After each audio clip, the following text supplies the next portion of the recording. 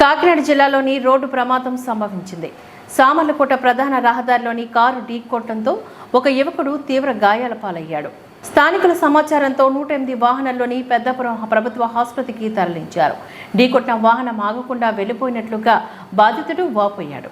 బాధితుడు తలకు తీవ్ర గాయాలు కావడంతో పరిస్థితి ప్రమాదకరంగా ఉన్నట్లుగా 108